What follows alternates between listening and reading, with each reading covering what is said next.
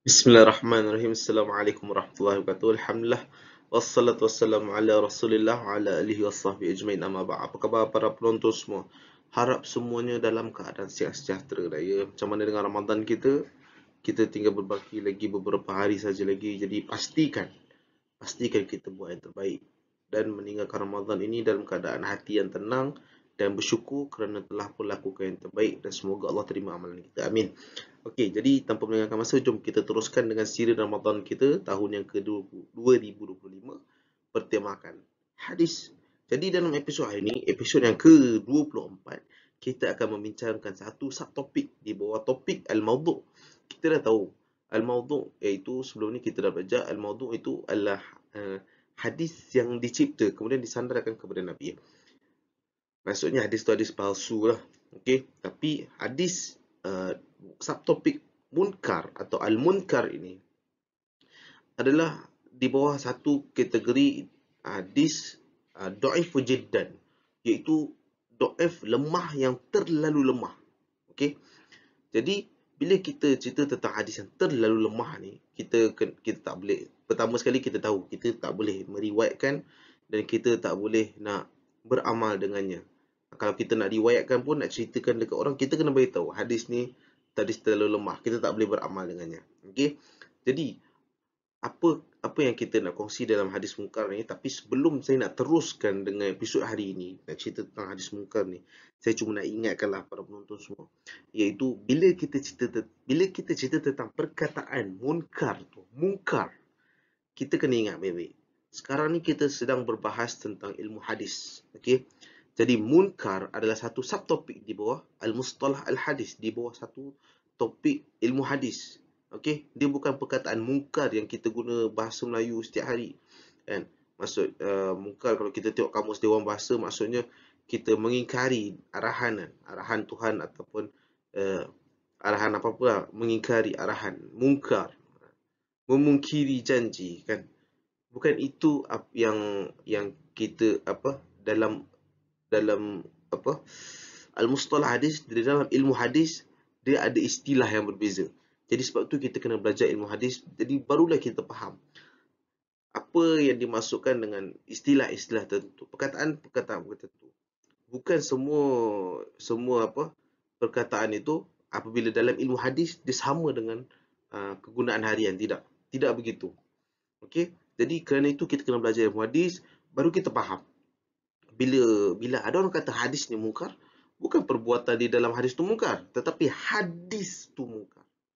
Jadi bila hadis tu munkar, apa yang terkandung di dalamnya, kita tak payah nak beramal. Sebab hadis munkar ni kategori hadis dhaif berat. Jadi memang kita tak boleh nak beramal dengannya. Dia bukan dhaif ringan. Kalau dhaif ringan kita boleh beramal dengannya. Okey. Jadi ingat baik-baik. Bila kita cerita hadis munkar, dia adalah apa dia? Kita tengok slide sebelah. Hadis al-munkar huwa ma rawahu ad-dha'if mukhallafan lima rawahu thiqah atau li jama'ah min al-thiqah. Al-munkar huwa ma rawahu ad-dha'if, apa yang diriwayatkan oleh perawi yang dhaif, mukhallafan, dia bercanggah, lima rawahu thiqah, dengan apa yang diriwayatkan oleh perawi yang thiqah, atau di jama'ah minal thiqah, atau sekumpulan yang thiqah. Okey, jadi di dalam ilmu hadis, apabila kita cerita tentang munkar, maksud dia hadis itu diriwayatkan oleh seorang perawi yang dhaif, dia bercanggah dengan hadis yang diriwayatkan oleh perawi yang thiqah atau sekumpulan perawi yang thiqah. Okey. Apa dia itu munkar? Sekali, ma rawahu dhaif mukhallafan lima rawahu thiqah atau li jama'ah min thiqah.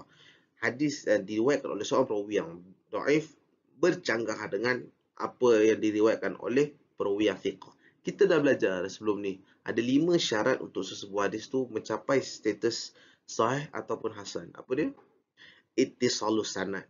Kemudian adalatur ruwah, adam dhabtur ruwah, kemudian adamu ilah, adamu syuzus. Ni adamu syuzus, mestilah hadis tu tidak bercanggah dengan hadis lain. Jadi al-munkar ini, hadis dia bermasalah dan kita tak boleh amal dengannya sebab dia bercanggah dengan hadis yang lebih sahih.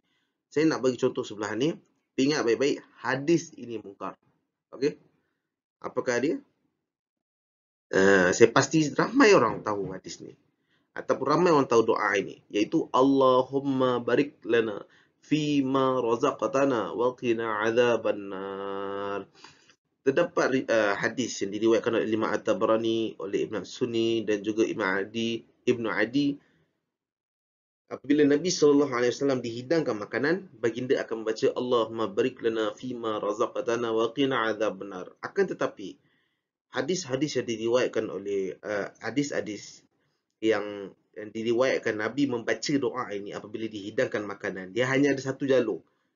Lalulah banyak jalur mana pun, nanti akan sampai kepada seorang perawi yang bernama apa nama dia? Ni nama dia.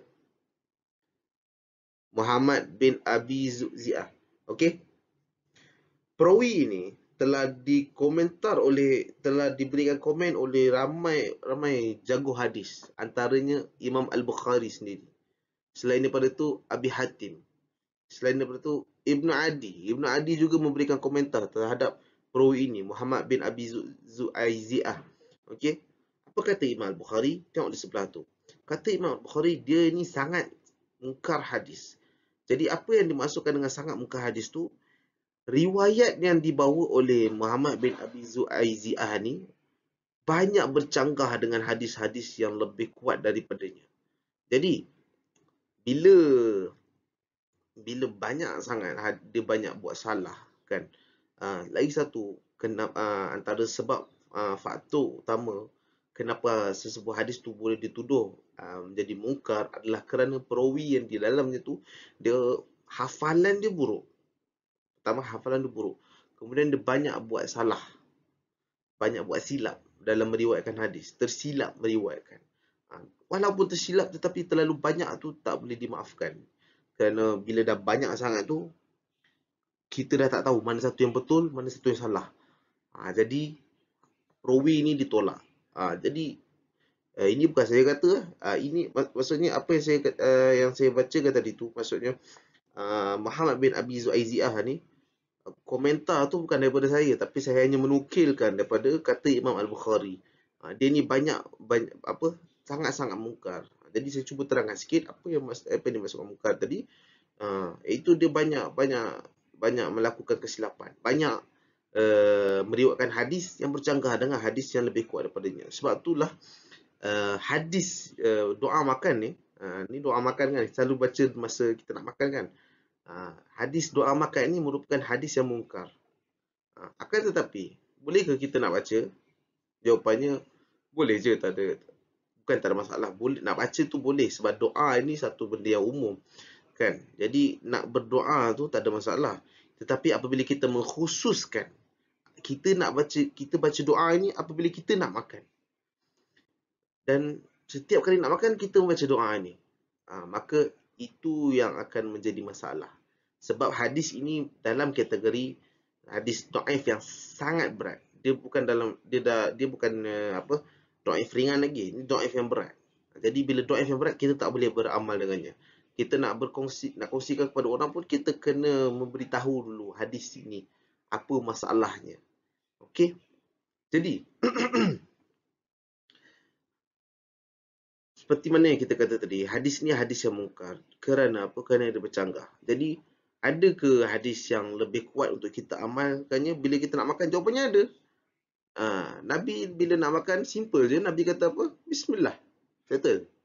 Jadi itu adalah lebih baik. Sebab itu merupakan riwayat yang lebih kuat. Jauh lebih kuat daripada riwayat ni. Gitulah. Okey. Jadi saya harap para penonton faham apa yang dimaksudkan dengan hadis mungkar. Hadis mungkar tu lagi sekali saya cuba terangkan, iaitu hadis yang bercanggah dengan hadis yang lebih kuat. Jadi apabila hadis tu bercanggah dengan hadis yang lebih kuat, maka kita perlu melakukan penelitian. Dan setelah dilakukan penelitian oleh jago-jago hadis, memang ada satu jalur je. Semuanya datang daripada jalur Abi Zu'zi'ah. Jadi dan Muhammad bin Abi Zu'zi'ah ni memang ulama hadis dah cek, dan dia ni memang seorang yang mungkar hadis, banyak melakukan kesilapan. Jadi dia ditinggalkan, jadi riwayat-riwayat dia juga ditinggalkan. Jadi doa makan ini salah satu doa yang yang terdapat di dalam hadis yang diriwayatkan oleh Muhammad bin Abi Zu'aiziah. Jadi sebaiknya kita tinggalkan dan amalkanlah apa yang lebih kuat dan lebih sahih daripada hadis. Okey. Jadi itu saja daripada saya. Jazakumullah khair, barakallahu fikum. InsyaAllah kita jumpa lagi dalam episod yang akan datang. Sekian. Assalamualaikum warahmatullahi wabarakatuh.